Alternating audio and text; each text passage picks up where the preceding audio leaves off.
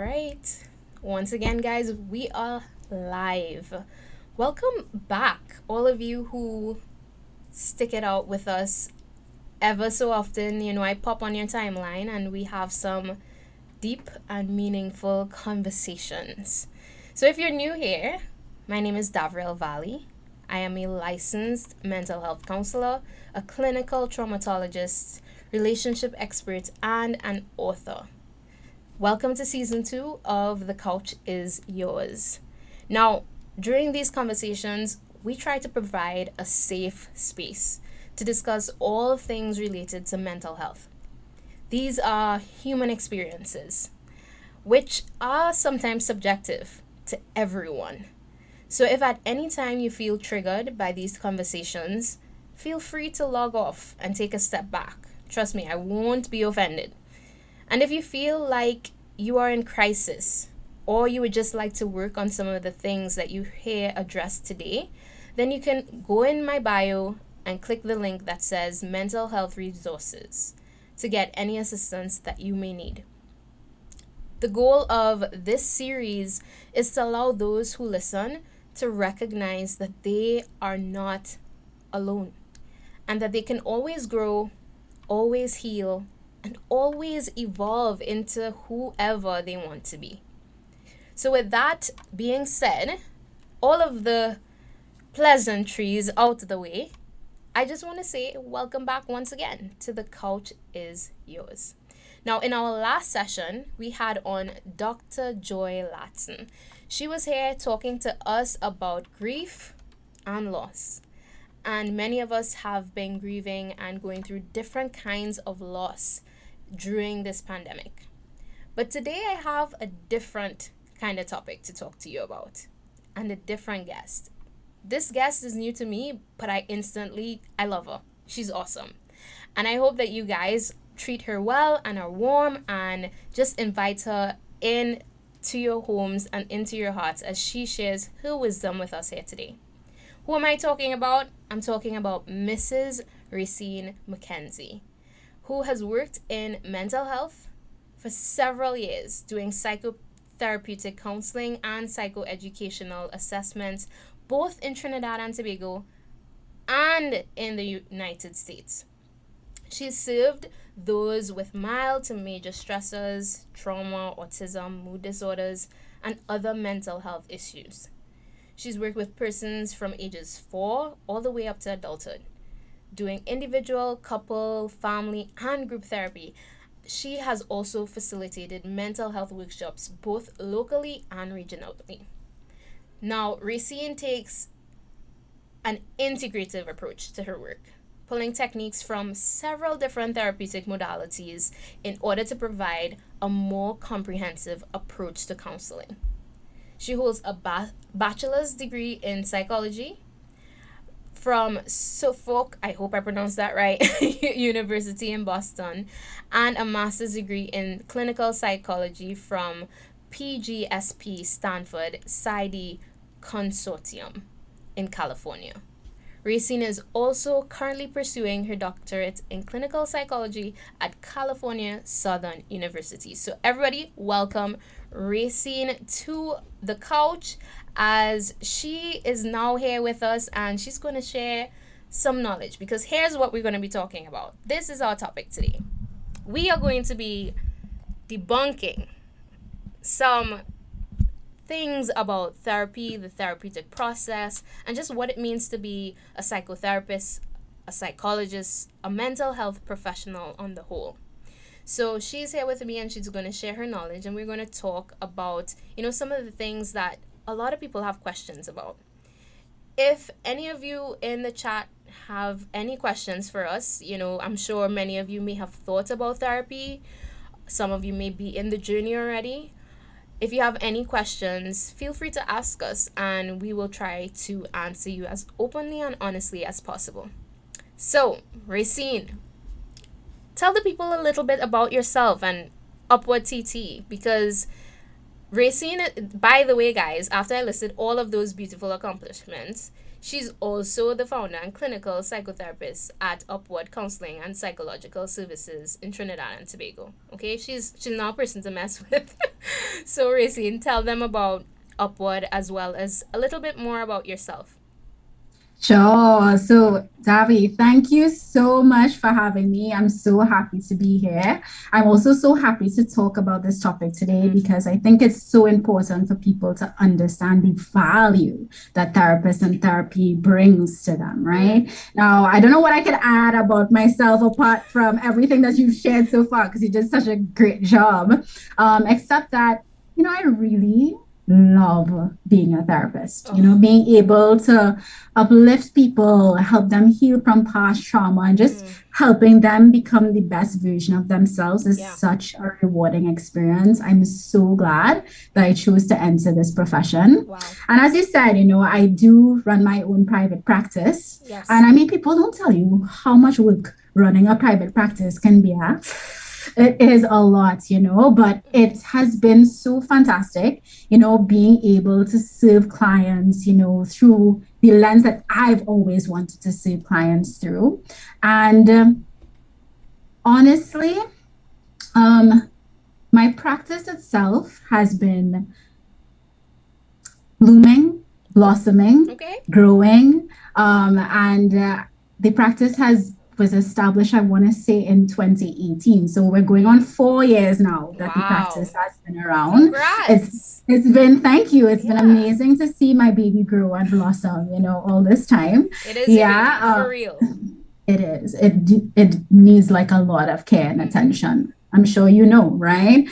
And so in my practice, I do individual, couples, group, and family counseling, and I Okay. also do psychosocial assessments.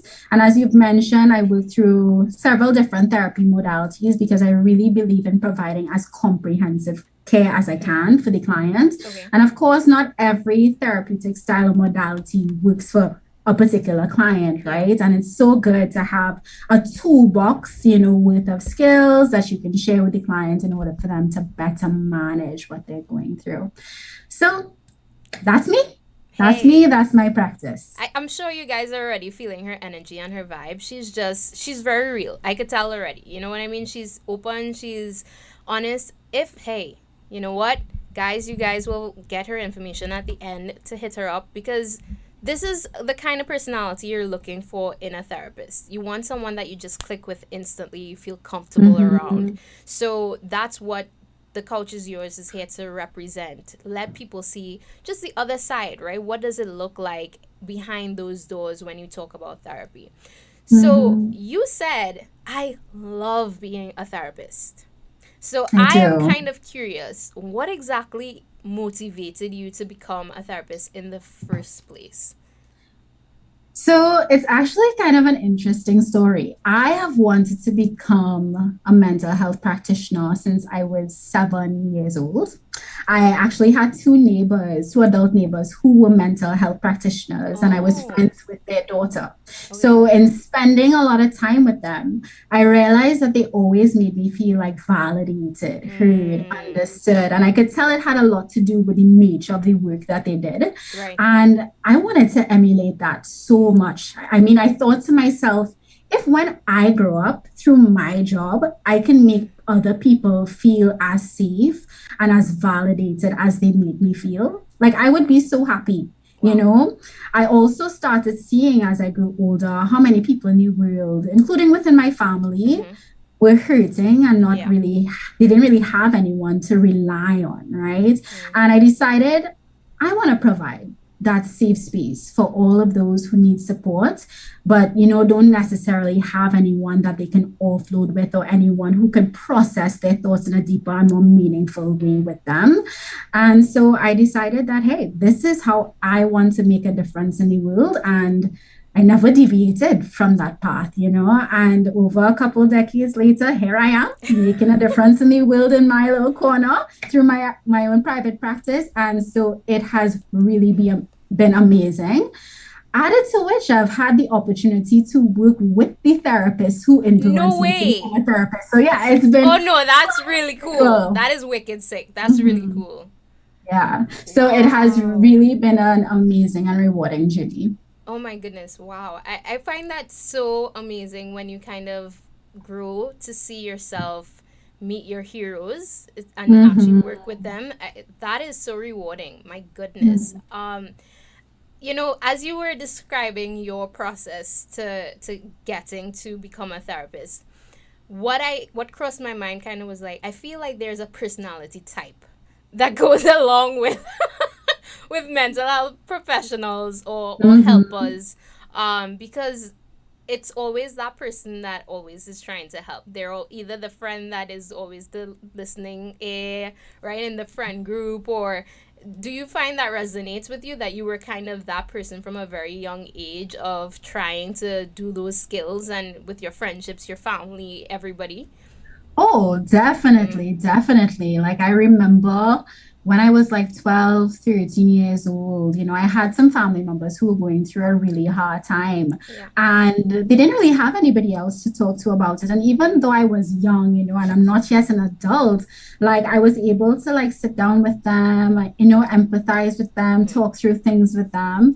And that was really rewarding for me at the time. And I thought, like, I don't want to stop this. I just want to continue. I want to do it for other people. So, yeah, within my family group, within my friend groups, like, I have definitely been a person that has been like the go-to Right.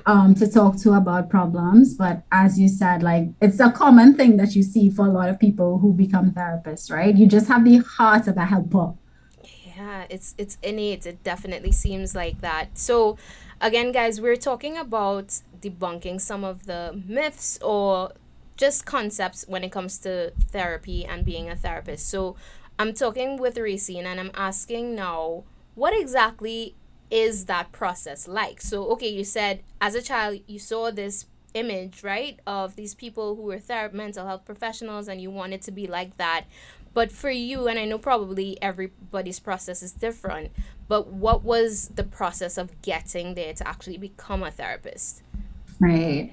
So, as you mentioned, like the process to becoming a therapist is different for different people, right? And it would be different in the US versus the UK versus the Caribbean, Okay. and more specifically Trinidad and Tobago, right? So, and it also depends on what kind of therapist you want to be, Ooh. right? So, Okay, okay. them, yeah, so there are many different avenues to becoming what we call a therapist, right? And it can often be confusing for people who know very little about the mental health field. I mean, even for us within the mental health field, it could Yeah. sometimes be a little confusing, right? So under the therapist umbrella, there are psychologists. So like I'm a clinical psychologist, psychotherapist, counseling psychologist, developmental psychologist. Yeah. There are mental health counselors, behavior therapists, and other specialists with other designations within mental Right. health, right? Like you're a traumatologist, right? So definitely different designations. But I mean, in most countries, the base credentials for becoming a therapist includes attaining a master's level degree Right. in a counseling related mental health counseling or mental health related degree.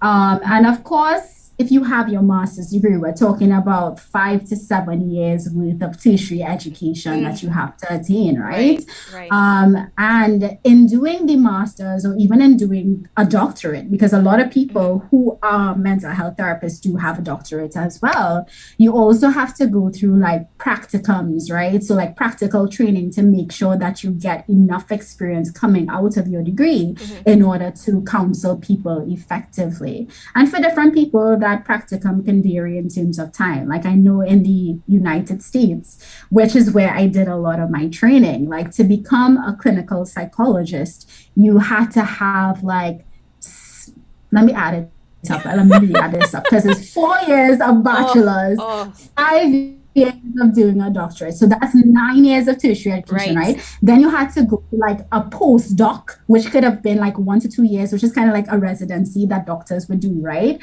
And then you have to take licensure exams in order to become a licensed clinical psychologist, right? Now, that's the standard in a lot of like developed nations, Right. as right? But within the Caribbean, it's a little different, right? Yeah. Also because we have such a shortage of practitioners, practicing. In the Caribbean, you have to have at least your master's degree Right. to practice, again, in a counseling related profession. And I mean, typically, you don't just start practicing with your masters, right? When you are a young professional, you know that you require more consultation and Yeah, supervision with supervision. other therapists who have years of experience, right? Mm-hmm. So you're also likely working with or working under other practitioners Okay. within the field who have more experience before you're able to, branch out on your own and stuff like that. So we're talking about, again, 5 to 7 years worth of tertiary education, practicum experiences, internships, and then practicing under other people. Wow. Let's not forget, too, like you have to make sure that your practice as a therapist is always evidence based, right? Mm-hmm. So it means that you have to go to different seminars, workshops, you're doing continual education Continual. constantly Which in cost, by the order way? That ain't and free. not no little bit of money, and not no little bit of money, right? Right. So it's a lot of time, effort, Yeah. energy, money that you're putting behind maintaining evidence-based practice, making sure that the interventions that you're using are always up to date, effective, research-based, that kind of thing. So it is a long journey to reach the base criteria, but Right. then even beyond that, there's so much more that you're still doing in order to make sure that you're continuing to grow, gain expertise so that you can best treat your clients. So Mm. a long Wow. journey, Whew. ongoing, You never were ends. counting so many years of school, and my brain was just like, I'm seeing dollar signs. I'm Yeah. literally just seeing dollar signs. So are you Girl, saying like it starts to feel like a pyramid scheme, like, a little right? Like, bit? when is this gonna end? A little bit. Anyway. And it's a catch 22 because it never really ends, right? You're always having to Mhm. stay and sharpen your skills by doing more and more continuing education. So it's kind of a little catch 22. So are you saying that I cannot have a bachelor's in psychology and call myself a psychologist? If you're doing that, that's incredibly unethical. Oh, okay. And yeah, and definitely beneath the standards for Okay. Trinidad and Tobago, right? Okay. I mean, if it is that okay, so for example, the Trinidad and Tobago Association of Psychologists is like the overseeing body kind of for Mm-hmm. psychologists in Trinidad and Tobago, Right.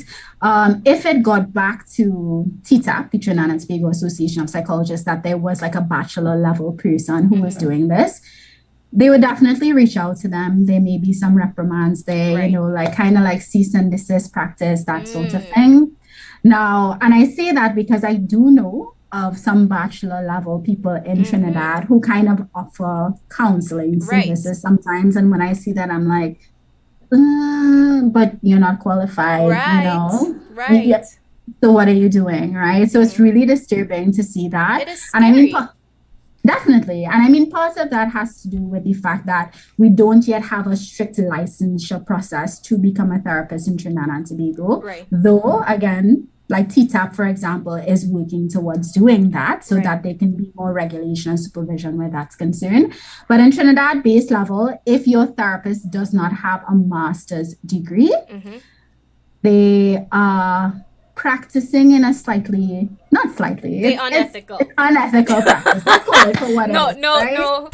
If No buts sugarcoating. It's or unethical maybes, practice for okay? sure. Right. Yeah, yeah. And that's why I asked the question because I definitely think that it's our responsibility to educate, right, the Mm-hmm. public. Like you said, there are so many different titles when it comes to the mental health field, and sometimes it can get overwhelming for someone who's just looking for help, and it's very easy to take advantage of someone that's looking for help if they don't know what they're looking for.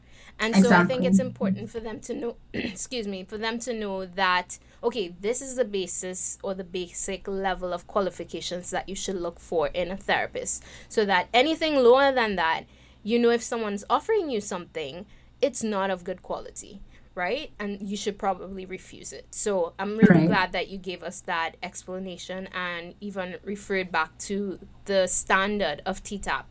And so now that brings me to a slightly different question because we're talking about, okay, the hierarchy or the process of becoming a mental health professional. But what's the difference between a therapist and like a life coach? Sorry. Because That's I a great mean, question. what's the difference? Like I mean, there are many life coaches that I know. are about and popping up everywhere now. So Mhm. you going to school for 9 years for what? You know Right. what's the difference between that and a life coach? The reason that I laugh is because I know that a lot of people don't know the difference Yes. between the Okay. two, right? And this is a question I've actually gotten from multiple people before. So Mm, let me see if I could try to answer it. So therapists, unlike coaches, are required to have an advanced degree. So we talked about that already, right? mm-hmm. They are able to treat mental health conditions like coaches cannot do that. They must adhere to a ethics code and certain privacy laws to practice ethically to maintain best practice. Mm-hmm. And again, therapists also have to participate in ongoing education in order to make sure that their mental health practice remains up to date and effective, right? Life coaches don't have to do all of that Mm-hmm. or can't do that. So life coaches cannot diagnose and treat Okay. mental illnesses and serious mental health problems.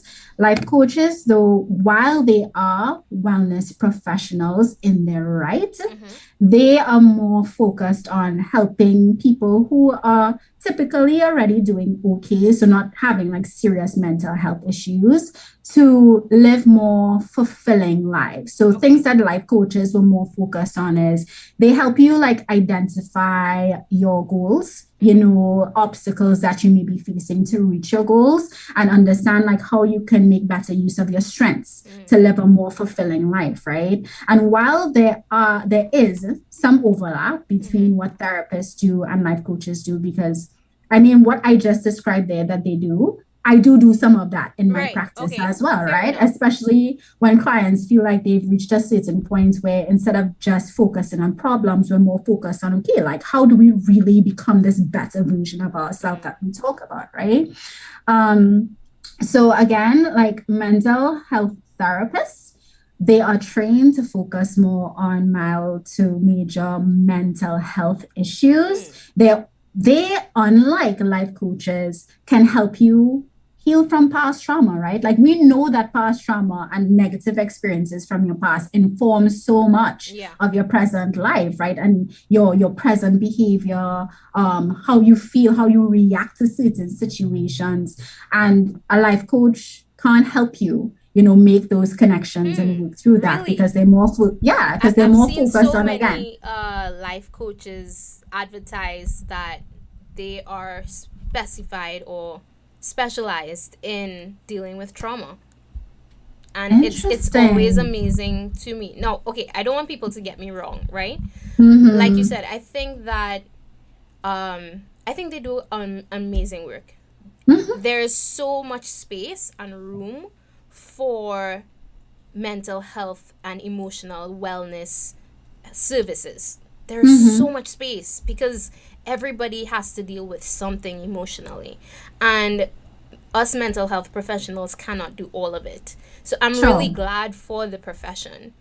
But at the same Absolutely. time, again, I think it's important to educate the public on the services that they are getting into. And even, well, because sometimes it's well meaning people, right? Who don't recognize, okay, you're kind of crossing a boundary here. You're not really trained to do this. And Mm-hmm. you may be causing more harm than good when you are Mm-hmm. not competent in a specific field and you're calling yourself an expert. That's very Exactly. dangerous to the public. So I think that that's why it's really important to just kind of let it kind of be known, okay, yeah, and you laid it out so perfectly, Racine. What a life coach, where they excel, where they kind of pick up and run with it, and how Mm-hmm. helpful they can be. And so Mm-hmm. I really wanted to kind of drop that in because I really have seen some life coaches advertise about trauma, and I'm here like, Mm-hmm. what? Exactly. What? I mean, I was confused hearing you say that. Yeah. Yeah, because I mean, I have not seen any programs for life coaches to get Mm-hmm. specialized in something like that. And I Mm-hmm. mean, based on the research I've done, life coaches don't necessarily require any specific, like, advanced education Right. in order to Okay. become life coaches, Mm-hmm. right? And I mean, compared to, again, a therapist who's gone through, we're talking 5 to 7 years plus plenty practical experience in order to help people with through trauma. Do we really trust someone who has, a month's worth of, Right. learning how to deal with this problem? They don't have the breadth and depth of experience required to really help people with those particular issues. Right. So yeah, that is concerning. So thank you so much for bringing that up. Yeah, I mean, it shocked me. I was like, wait, what? So okay, so that's life coaches. But what about your friend, right? So, I mean, there's always that one friend like we were talking about, right? That is just so good at giving advice. I don't know if they follow Right. it, but they give good advice. And it's just cheaper too, right? To just talk to my friend. So why should I spend my good money, right? That I probably don't even have a lot of in the first place to go see a therapist when I could just talk to my friend. So, I mean, I hear that loud and clear, right? And I would say that while there is nothing wrong with talking to your friends about your problems, if your friends are available, about what you're going through, friends could only offer so much support and take you so far. Mm, They can't help you as well as a therapist can to address the psychological and emotional distress that is associated with your current challenges, right? Therapists are specifically trained to help people work through heavy and unpleasant thoughts and feelings and embrace healthier, more adaptive behaviors in order to heal, in order to grow, and in order to embrace positive change, which for a lot of people can be difficult, right? Therapists will also be able to better assess whether there are any deeper psychological or sometimes neurological, depending on the type of therapist you are, problems going on that is affecting your functioning. They can also help you accurately identify thought based and behavioral strategies you can use to improve upon how you feel. And they actively teach you coping skills to better manage whatever you're going through. Friends, unfortunately, have limits in this regard, right? And I should say this, right? Even if you have a friend who is a therapist, ooh. because they are too close to your situation, they will also be biased in the feedback that they could provide, right? So, friends in general are also just way too close to your situation to provide more objective assessment, feedback, interpretation, and intervention for you, right? So, seeing a therapist who is not your friend can bring you I can could bring get a you friend discount so Reycine. What are you talking about? girl. But we will talk about us in a bit, right? We will talk more about us in a bit, right? But friends in general, they're just way too close to your situation in Yeah. order to be objective. So, seeing a therapist can bring so much more value to your life, your situation, your present, and your future than simply talking to a friend. The support of friends, don't get me wrong, is absolutely necessary, right? But the support of a therapist can bring you into a much deeper level of understanding of yourself and your life. And the space with a therapist is also non-judgmental, empathic, compassionate, and unconditional, which is not something that you might always find when you're talking with your friends, right? It's a safe space, unlike any other, where you could get to just air everything you feel and think without anyone putting you down or criticizing you for feeling or thinking in that way, right? At least this is how it is meant to be if therapists are truly living up to these standards that Right. we're supposed to embody as therapists, right? Wow. So, I mean, that's my 2 cents. I mean, What do you? I actually saw we have a comment here by Empress Tears, who is actually a fellow mental health professional, and she said facts. And with a friend, you are just venting. In therapy, you have the tools, skills, and resources to help the client. And that is so accurate. And as you were speaking, talking about, it's too close to home basically. I thought about family because as soon, I don't know if it happened to you, right? But as soon as you start getting that degree, everybody wants you to talk to somebody for them. It's like, oh no, no, but aren't you training to be a psychologist? So why you don't just talk to so and so to, they're going through some stress. You just talk to so and so. So I don't know if that was your experience, but that Girl, was I the hear that every other week, every other week. So preaching to the choir, for sure, definitely. yeah, and it's like, I'm sorry, but that's not how it works though. It's not how it works. But they don't know, and this is why we Yeah. have to inform them in spaces like this. So Yeah. thank you for providing this for us, right? Yeah, yeah, yeah. Guys, we cannot. We can't. We would love to. I mean, the people you want to really help the most is always your loved ones, right? The ones closest to you. But in that type of service, in being a therapist, we cannot see our families and friends. The way that we can help in those times when we recognize, okay, there's something that really needs to be therapeutically addressed here, is referring you all, like giving you all a referral and being like, look, ma, um look, just, because we can't, like you were saying, we're biased in that situation.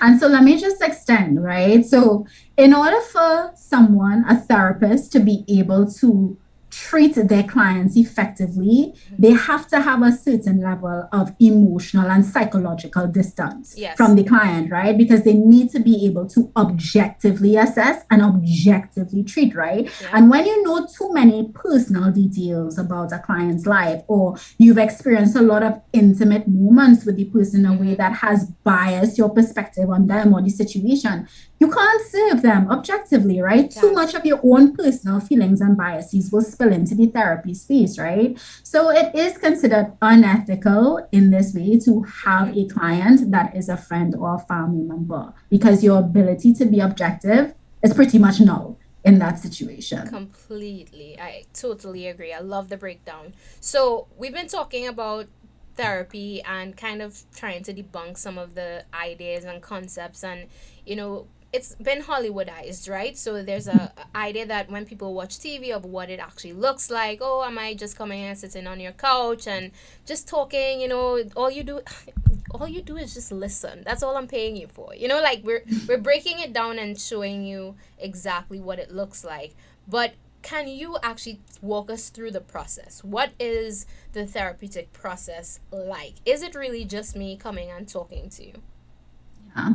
So, of course, there will be some variation in terms of how different therapists approach therapy. Mm-hmm. But I think generally the therapeutic process often begins with a clinical interview, which is the first session, right? So, at the clinical interview, the therapist will gather thorough information about your presenting problems and your background in order to get a full understanding of who you are and any environmental and cultural issues that may be informing your challenges or your responses in the situation. Okay. The therapist may also use psychosocial screeners and assessments to get more objective information about your symptoms. And then the therapist then begins to conceptualize your case in terms of diagnosis and intervention plan, right? Treatment. And so the first session is used to also used to build the therapeutic alliance, right? That rapport with the client, in which you have an open and trustworthy relationship between you and the therapist. And I mean, this is critical, right? Because if you go in to talk to someone about your problems, and it's like already difficult for you to talk to a stranger about your Yeah. problems, like establishing that connection with this person who you feel like, you click with, like they really understand you, like they hold in that space with you, don't feel judged, like that building that alliance is so It critical. is. And it is something that could take a few sessions to establish, but definitely in the first session, so critical for Mm-hmm. the therapist to ensure that the client has that positive experience, right? That's like a tool in and of itself that therapists have to use, right? A bunch of different skills go into that. Um, but yeah, so after the therapeutic alliance is built, after the clinical interview is done, after the therapist has conceptualized the case, then they would kind of share with you what the plan that they're considering is, because it also has to be a collaborative experience, Right. right? Um, Oh, wait. So it, you're not just going to be giving me advice? of course not, of course not, right? Therapists are here to collaborate with you Mm, about what the process is going to be like. Therapists are here to help you empower yourself too, in order to come up mm, with your own strategies and tools for how you go about, changing your life, engaging healthier habits, embracing positive change. It's very much a collaborative process, okay. which is something that is established within the first couple of sessions, right? But I mean, after the clinical interview, that's when the therapeutic intervention begins, right? And the therapeutic intervention involves a few different things. So at the base, it involves talk therapy, right? But talk therapy can happen through many different kinds of modalities, and it depends on what the client's problems are and what the therapist has determined is the best kind of modality to work through to help the client better understand and work through their problems, right?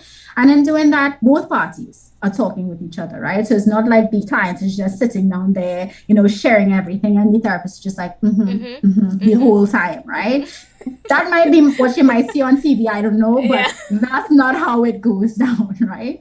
And I mean, apart from the talk therapy, there are other strategies that may be used, right? So, like the therapist may use role plays in session, right? That may be a part of the process in order to, especially when you're dealing with like interpersonal challenges, we may do a couple role plays to help you work through, become more assertive and having certain conversations, that sort of thing.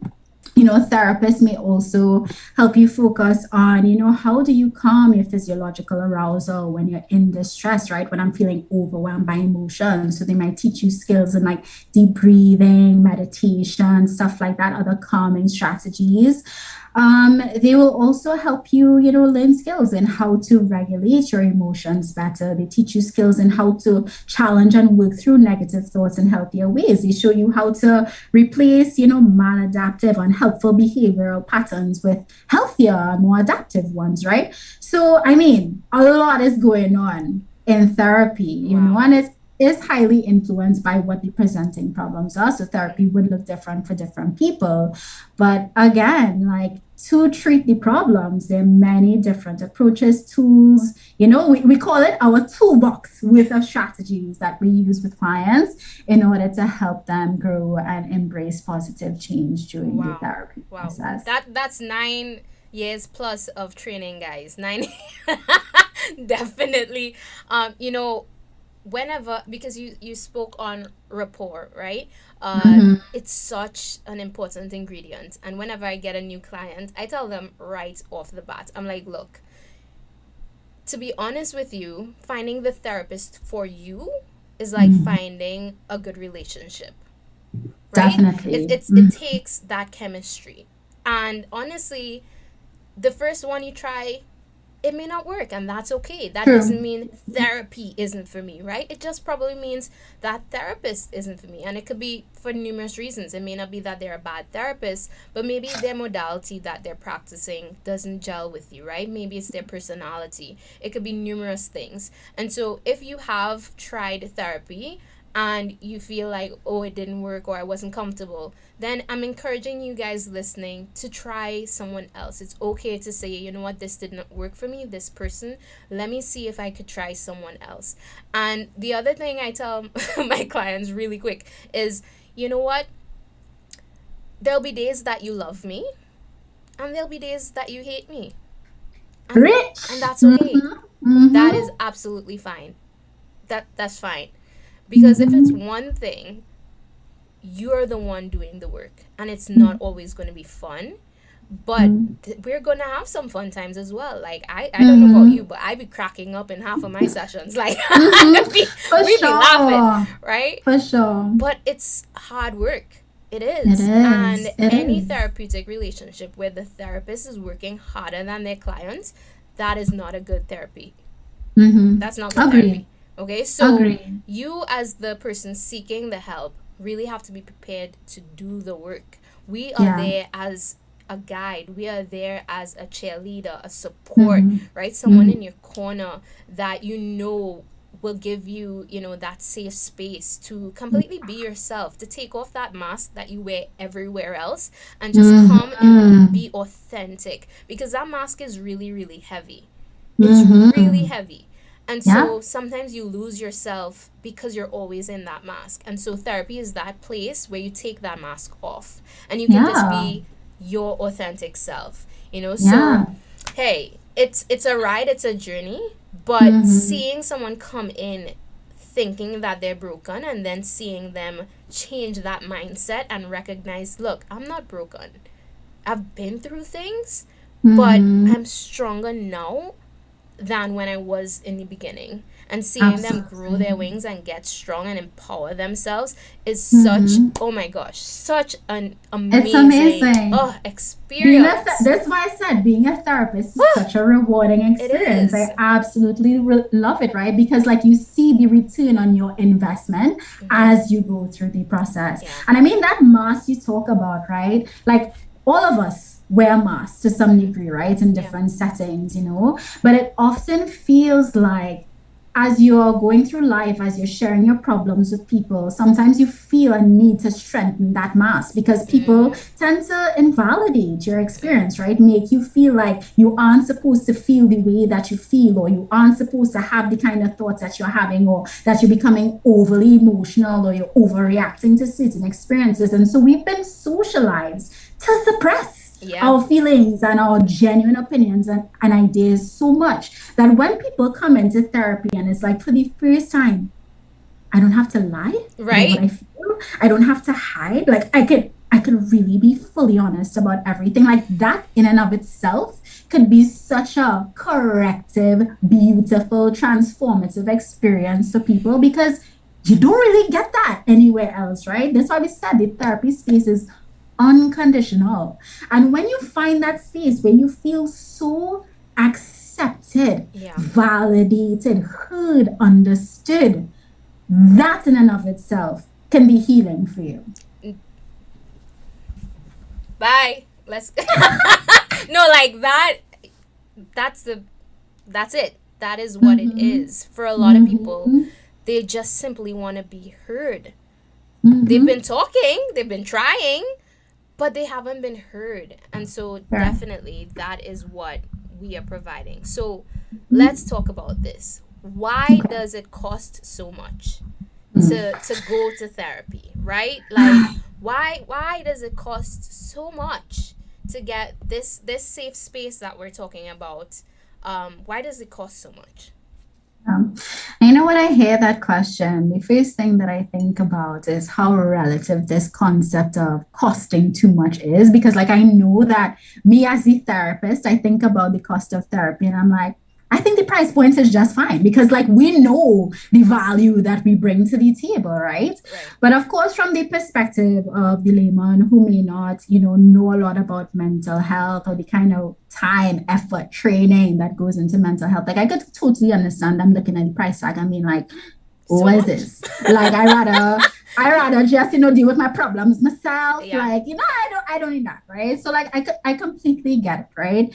But to be honest, there is a lot that goes into why therapy costs what it does, right? So, firstly, therapy brings a lot of value to your life. And I feel like we have stressed that, right? Most people leave the therapeutic process feeling like they understand themselves, their problems, their life in a whole new and different way, right? They leave sessions with a lot more tools and strategies that will help them over the long term, long after they've come out of therapy, right? Live healthier and more fulfilling lives moving forward, right?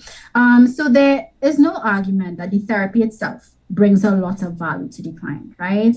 And a therapist would have gone through, we've stressed this, years upon years of training in order to provide that for the client, right? Not to mention, having to do the continued education to provide the best service for you. All that goes into the costing of therapy. And I mean, this has to be said. a private practice is a business. I think people forget that too, right? And there's a lot that goes into running a business. When you pay for therapy, like you're not just paying for the therapeutic service itself, but all the adjunct services and conveniences that you get in going to that private practice, right? Even if the practice consists of the therapist alone, Mm. there are so many things that that therapist may have to put out in terms of overheads in order to make sure that the practice is running effectively. Like I know, even though it's just me for now in my practice, like I have to put out money for multiple subscriptions to run the practice well, Yeah. right? Zoom for healthcare, Mm-hmm. acuity scheduling to schedule things properly, doing my own accounting, right? Investing in QuickBooks, like a Mm-hmm. bunch of different things added to which you have to Yeah. pay for a space to see these clients as well if you're doing in-person therapy. So all of those are the overheads. Private practices, they have staff, they have equipment, they have Mm-hmm. bills, they have all of these other overheads they need to pay. And these are the conveniences and the adjunct services that also go into the cost of therapy. I mean, these things take money, right? It's Yeah. not like we could go to WASA or go to Tiantec and be like, please, please, we don't want to pay these bills. No, like you genuinely have bills to pay, right? So Yeah. all this has to be taken into consideration with the cost. So while the therapy itself may cost, I think the therapy itself would cost a few hundred, right? Because Yeah. again, of the value it brings to the table, we can't forget again that a private practice is a business.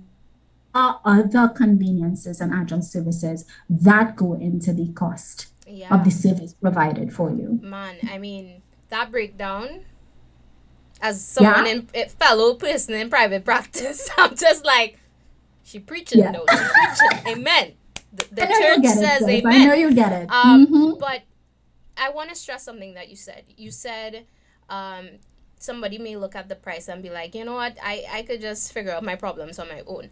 And to that, I would honestly say, you've been trying. Mm-hmm. That's what you've already been doing. And Mm-hmm. so when someone asks, why is this cost so high? My counter question is, what is the cost or the price of your peace? What is that worth? Your mental peace. What is that worth to you? If that is worth nothing, then you're right. The cost of therapy is too high. But if you having mental peace, mental stability, right? Actually feeling happiness probably for the first time in a long time, if that is not worth it, then the investment isn't worth it. But if you are someone that you recognize you've exhausted all of your other resources and you recognize, no, I really do, I just want to be at peace with me, Yeah. then therapy is the right investment. And Mm-hmm. even more than that, I think people need to recognize that for other professions, they use different tools, right? Like someone who's a carpenter, he has a hammer, he has nails, right? Someone who's a mechanic, he has different tools that he uses to fix the car, right? As therapists, as mental health professionals, we are the tool. Mm-hmm. Our minds are the tool. And so Mm-hmm. daily we are taking on and listening and being poured into all of the toxicity that you have been going through. We are absorbing that. We are listening to that. And we are essentially taking that burden off of you. And so Mm-hmm. after we are finished with you, we have a next client to listen to. And Mm-hmm. that is not easy, being present for each and every client, letting them feel heard, letting them feel this safe space, letting them know that they're Preach. not crazy, that they are Mm-hmm. valid in feeling how they are feeling. We are Mm-hmm. the tool, and so we have to sharpen ourselves. So when we finish seeing you, we then have to go back to school, like she said, and do extra education to make sure we are sharp. It's all our minds. Oh my It's God. all our Yes. minds. Yes. And Yes. mental I love fatigue that. is Mm-hmm. way more difficult to get through than physical fatigue. So when you finish working on that car mechanic and you're tired and you go home, good on you. Good on you. But when we're done, our mental fatigue, burnout is so real in the mental health industry that Yeah. people get burned out like in the first 3 years, that they end up changing jobs in the first Yep. 3 years in mental health Yep. industry because it's Yep. so high. And Yep. so that is what you're paying for. You are Sure. paying for someone that is essentially sacrificing themselves. They are coming into the fire where you are at and saying, hey, I am there with you. Even though I'm Oh, getting I burnt, love that. I am here with you. Yes.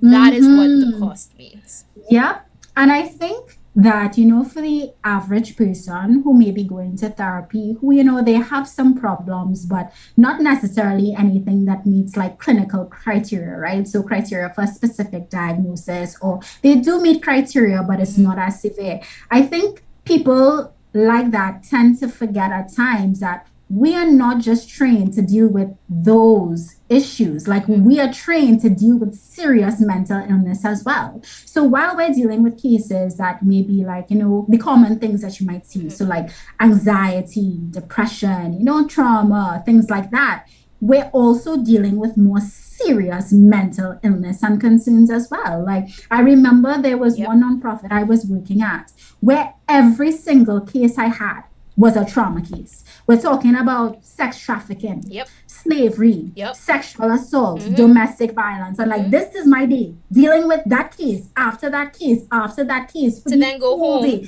and Heavy deal with your own problems, issues.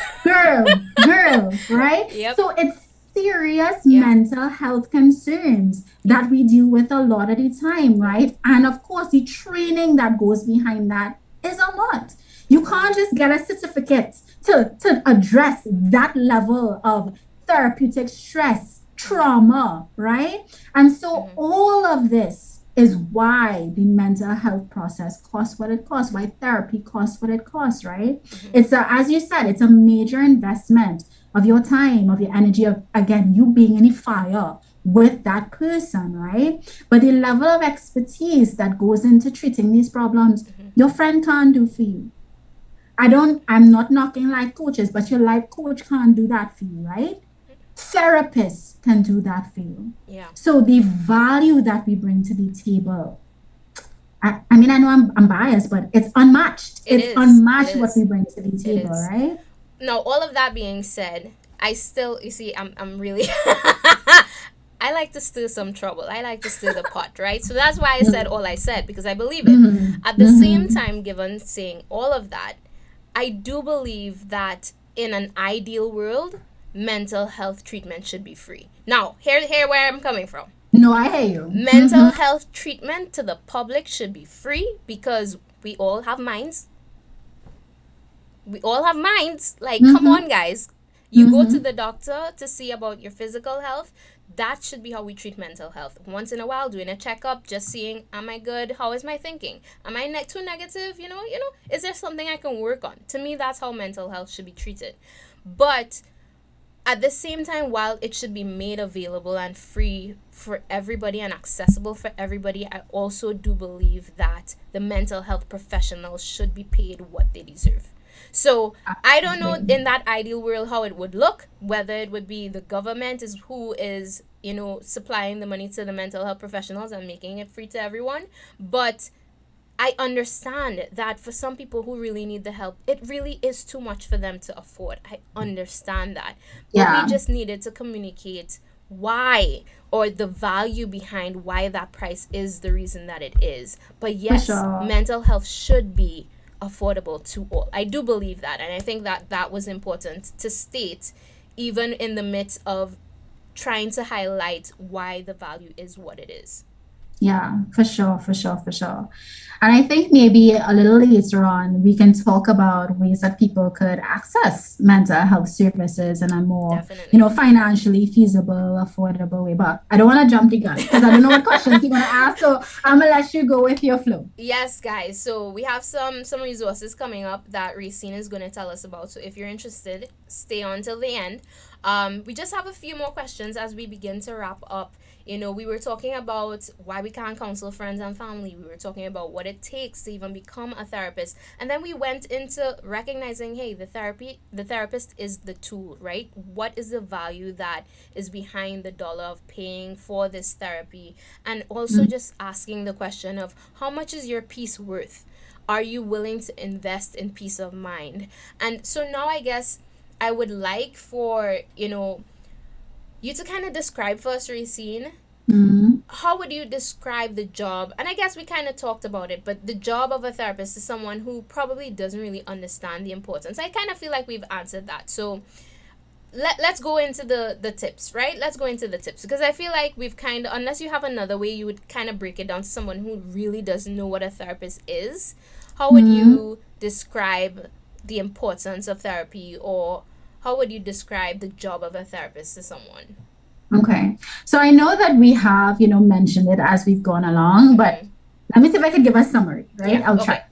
So, therapists, in my opinion, from my experience, from my knowledge, we are the providers that help facilitate healing, growth, and positive change in the individual, right?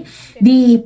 We provide an unconditional, safe, compassionate, non judgmental space for people to reflect on themselves in a more meaningful and honest way, and even empower them with these strategies and tools, they need to be their best self. And a therapist can be a major part of someone's support system. I mean, for some clients, the therapist at the beginning of the process is the only part True. of their support system, right? The only person that they feel like cares about them, Mm. wants the best for them, validates what they think and feel, right? And so the role of a therapist is crucial. Therapists also assess and treat more serious mental health conditions, which is something that I have to stress because, again, I think sometimes people get the impression that we only deal with, minor problems. We deal with serious mental health Yeah. conditions as well. And again, it takes a lot of experience and knowledge to be able to diagnose that accurately. And I mean, there are other mental health providers that do deal with serious mental illness, like psychiatrists, but whereas psychiatrists would treat with medication, psychologists do talk therapy, right? And so I would say therapists are your go to providers if you are going through a really hard time and you need a space just to pour out everything, and learn effective tools and strategies to cope better. Or if you want to become a better, healthier version of yourself and you need a space where, someone could Mm-hmm. help hold a mirror to you, help you Yeah. understand yourself differently in order to really grow in an effective way, right? So that'll be my summary. That's what I believe the I role think of a therapist beautiful, is. beautiful. What more do the people want? I think they got I think they got a lot. Okay, so what are some affordable mental health resources that people can look for if they are thinking about beginning this healing process, but they probably still just can't afford private practice, right? What are some affordable mental health resources? Okay. So first I want to talk within private practice about more affordable options because I Okay. think people think it's either private practice or it's somewhere else where the fees are going to be free or lower, right? But Right. like within the private practice space, many therapists are able to complete health insurance forms or are in network providers with insurance companies. So you only have to pay like the difference upfront that isn't covered by the insurance company Mm-hmm. for your services, right? So if you do have health insurance, you should do some research, see what your policy covers, and see whether your insurance provider will cover at least up to a certain amount of the therapy services you seek through private practice, right? I know Sagicor, for example, once a therapist is registered with the Trinidad and Tobago Association of Psychologists, like automatically they take you as a legitimate provider. And so they would cover up to a certain amount or up to a certain amount the Mm-hmm. therapy services offered, right? Within private practice as well, this is something that a lot of people don't know about because I'm not sure how widely advertised it always is. But you may be working for a company, an organization Mm-hmm. that has an employee assistance program, right? And what that is that your organization would offer a limited number of sessions for you for free if you're going through a difficult time and you need mental health assistance. They would pay for a certain number of services for you to see a mental health counselor, a therapist Right. with a particular organization that is the employee assistance provider, right? But even if they don't have that program itself, the employee assistance program, meaning that relationship with like a specific practice that they direct clients to, there are organizations, and I have worked with them, that if it is an employee goes to HR and says, hey, like I'm having a really hard time, this is affecting my work performance, my ability to focus at work, I really feel like I need to see someone, would you all be willing to assist me with that? HR may reach out to a mental health provider and be like, hey, this client needs help, we're willing to cover the cost of sessions up to this amount, will you be willing to see the client? I've seen people that way without having necessarily like an employee assistance program relationship with an organization.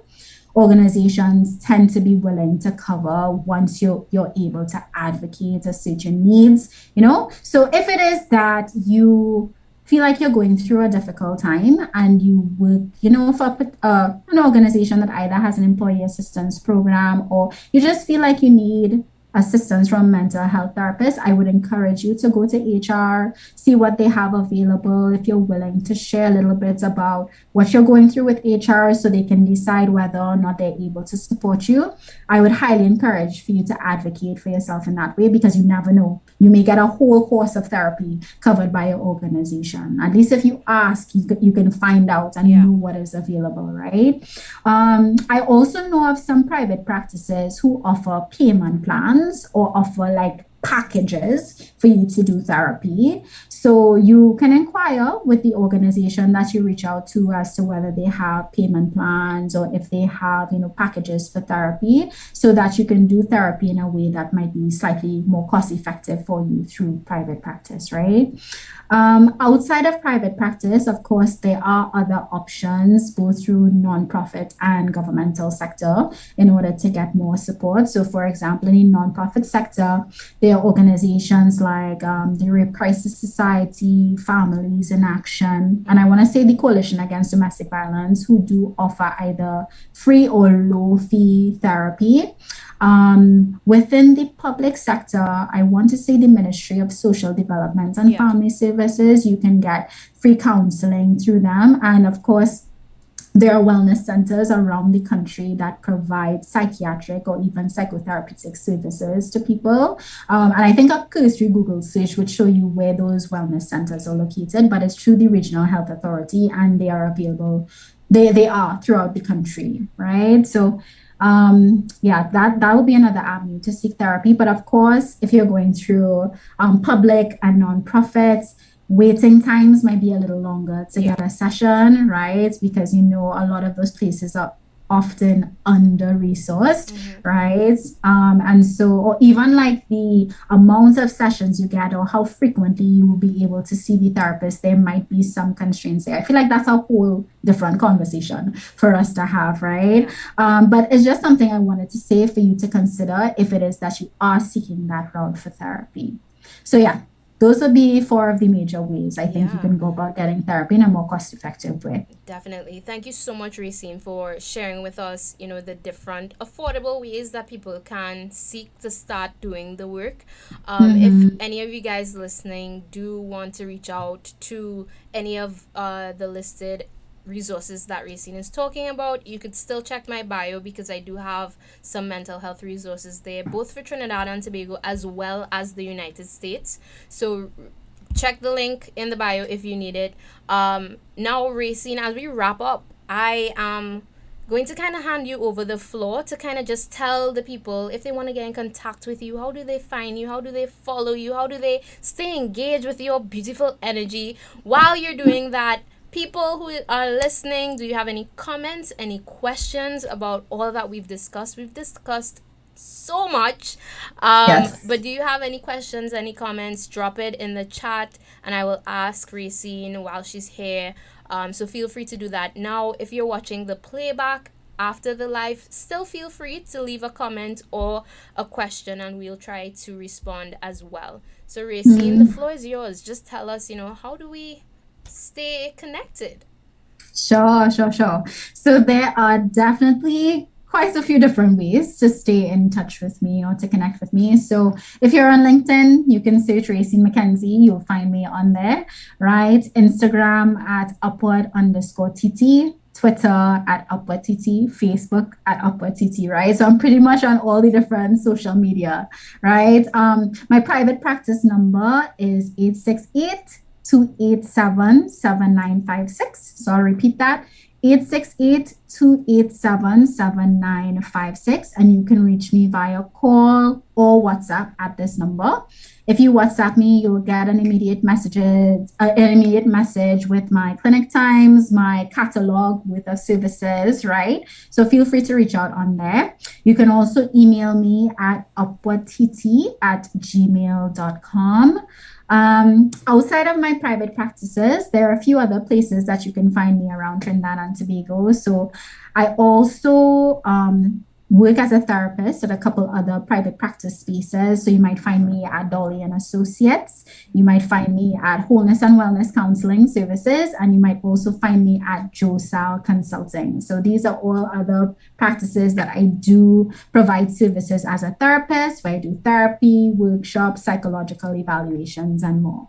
So bunch of different avenues. So if you'd like to reach me, feel free to get me at any of those places. Oh man, thank you so much, Racine. It's been awesome. Have loved I spending. agree. Yeah, someone in the chat, Steffi, was just like, love the energy. It's been so good having you here. I didn't see any comments or questions other than that one.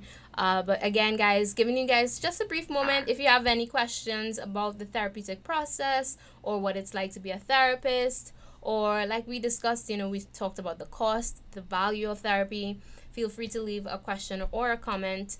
Any last words? What do you want to leave the people with? What's your last impression that you want them to remember or leave with from this session today?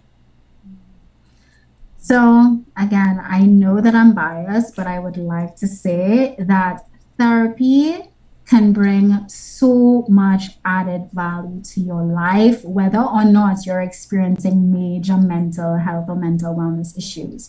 Sometimes it could take a little while, as you expressed, to find the right match in therapy, meaning that you'd have to go through a couple different therapists before you find that right connection, right? But of course, it doesn't mean that therapy isn't for you. It just means you haven't clicked with that person yet, but you will eventually find that person. I mean, and many people, they have one therapy experience and they're like, oh my gosh, amazing. Like I've locked out, I found the Yeah, therapist that I wanted to have they're the all this one. time, right? Yeah. So I'll just encourage people, the best that you can, if you'd like to pursue therapy, it would be good to get recommendations from a few other people who have been through the therapy process to find out, where they visited and what their experience was like. So you're more informed going into the process. And this can help you narrow down where to start your therapy journey, right? I mean, the cost of therapy may seem daunting at first, but I promise you, when you begin that process, you will truly understand the kind of value that therapy brings to your life. Also, if you have a friend or a loved one who you think is going through a difficult time, who may benefit from therapy, if you like what you heard today, feel free to share this information with them. Feel free to share these resources with them. You never know how much of a major impact this process can have on really turning someone's life around.